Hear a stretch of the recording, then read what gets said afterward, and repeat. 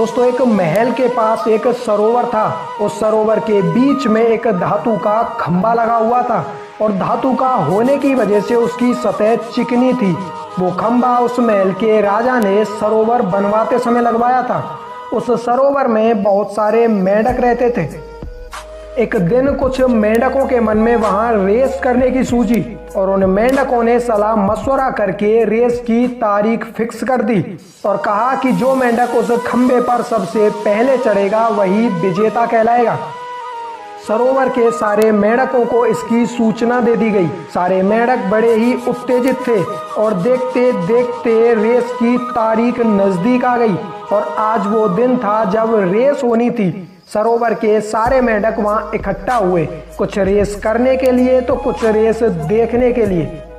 वृद्ध मेंढकों के नेतृत्व में रेस शुरू हुई। सारे मेंढक बड़ी तेजी से उस खंभे की ओर बढ़ने लगे। मेंढक उस खंभे पर चढ़ने का प्रयास करते और फिसल जाते क्योंकि खंभे की सतह धातु की होने की वजह से चिकनी थी। मेंढकों ने पूरी कोशिश की लेकिन कोई सफल नहीं हो पा रहा था। तभी दर्शक मेंढकों की तरफ से आवाजें आने लगीं कि ये हो ही नहीं सकता, ये काम तो असंभव है, खंभे पर चढ़ पाना मुश्किल है, इसे कोई नहीं कर सकता।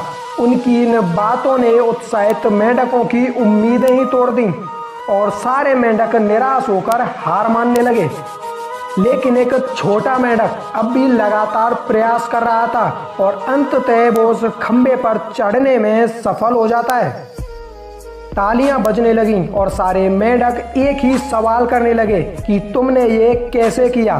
तभी पीछे से आवाज आई कि ये सारे मेंढक तुम्हारी बातों की वजह से हारे थे, जबकि ये तो बहरा है और इसने दर्शकों की बातें सुनी ही नहीं, इसलिए ये विजेता है। दोस्तों एक बात तो समझ में आ ही रही होगी कि हम भी कुछ ऐसा ही करते हैं। हम अपनी शुरुआत बड़े ही उत्साह के साथ करते हैं और अपनी जीत पर भी हमें पूरा बिलीव होता है, लेकिन रास्ते में चार लोगों की बातें सुनकर या चार लोगों को देखकर मंजिल से पहले ही हार मान लेते हैं। चार लोगों की नेगेटिव थिंकिंग हमारा हौसला ही तोड़ देती है। इसलिए जब तक मंजिल मिल ना जाए तब तक इन नेगेटिव बातों के लिए बहरे हो जाओ और इन नेगेटिव दृश्यों के लिए अंधे हो जाओ, क्योंकि जिसे खुद पे बिलीव होता है, जिसके रास्ते सही होते हैं, वो मंजिल पाने से पहले मुड़कर नहीं देखता। So don't think about negativity. जय हिंद दोस्तों।